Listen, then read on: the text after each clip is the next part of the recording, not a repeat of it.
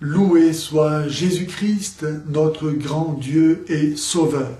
Sa paix soit avec vous.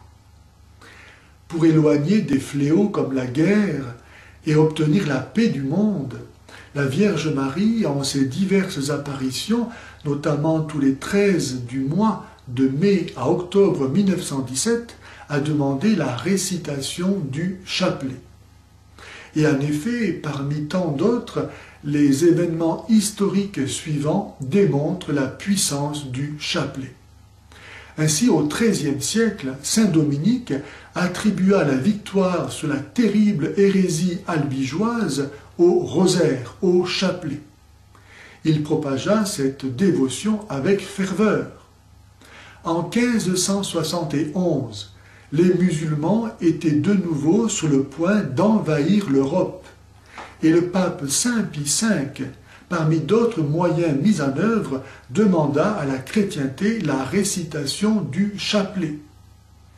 Et malgré un rapport de force défavorable à la chrétienté, la victoire fut au rendez-vous à Lépante, le 7 octobre, célébrée aujourd'hui encore, à cette même date, à la fête de Notre-Dame du Rosaire. Le pape Pie XII disait au sujet de cette appellation de Notre-Dame du Rosaire qu'elle évoque sans aucun doute une grande victoire sur les infidèles, mais plus encore les conquêtes de la foi sur le mal et l'ignorance religieuse. Après la Deuxième Guerre mondiale, les troupes soviétiques occupaient, comme d'autres pays d'Europe centrale, l'Autriche. C'est alors que les Autrichiens, 1 sur 10, soit 1 million de personnes, se sont mis à obéir à la demande de Notre-Dame de Fatima et à prier chaque jour le chapelet pour demander à Dieu le départ de l'URSS, qui eut lieu un 13 mai. Tiens, 13 mai 1955, c'est-à-dire 10 ans plus tard, sans qu'aucune goutte de sang ne soit versée.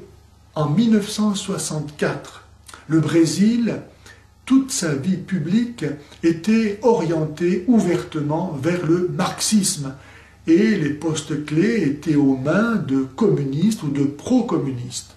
Le pays tout entier menaçait de tomber dans le communisme, doctrine condamnée par l'Église comme intrinsèquement perverse, qui fit en effet, en quelques dizaines d'années, plus de 100 millions de morts, dont 60 millions de croyants parce que croyants. Malheur que l'on aurait pu éviter si l'on avait mis en œuvre les moyens donnés pour cela par la Vierge Marie à Fatima.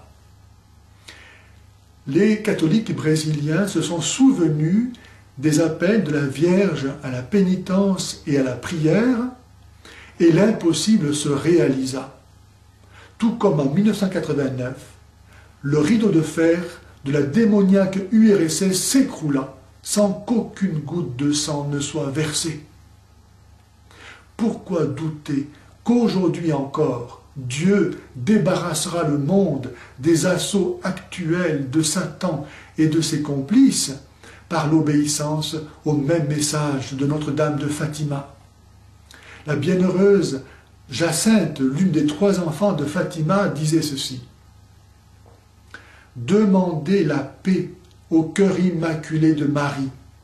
C'est à elle que Dieu l'a confiée. » Et le pape Jean-Paul II, dans sa lettre apostolique « Le rosaire de la Vierge Marie », écrivait ceci: « L'Église a toujours reconnu à cette prière une efficacité particulière dans les causes les plus difficiles, en des moments où la chrétienté elle-même était menacée.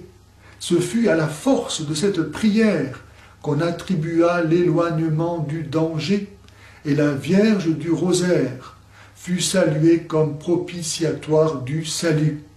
Aujourd'hui encore, je recommande à l'efficacité de cette prière la cause de la paix dans le monde et celle de la famille. » Et au sujet de la famille, il écrit un peu plus loin, « Il fut un temps où cette prière était particulièrement chère aux familles chrétiennes et en favorisait la communion.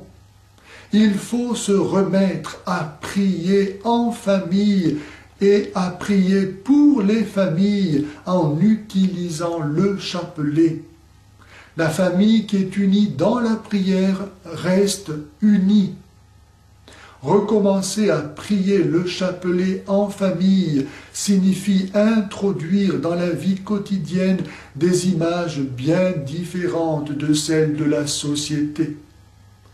La famille qui récite le chapelet reproduit un peu le climat de la maison de Nazareth, Jésus au centre, avec qui on partage joie et souffrance, à qui l'on remet besoins et projets, et de qui l'on reçoit espérance et force pour le chemin à parcourir. Prier ne dispense pas d'agir, bien au contraire. Sainte Jeanne d'Arc, qui écoutait les voix du ciel, en est un magnifique exemple. Il nous faut écouter les voix du ciel pour ne pas avoir à dire un jour amèrement « je ne savais pas ». Ou bien prier la Vierge Marie de nous préserver et sauver, elle qui a reçu la mission d'écraser la tête de Satan, elle que Jésus nous a donnée pour mère, ou bien pleurer sur notre foi et notre Église abandonnée, sur nos libertés perdues, nos familles massacrées, nos biens saccagés, la France envahie et dévastée. Plus nous attendons, plus ce sera pire. Si les gens savaient qu'ils vont en enfer,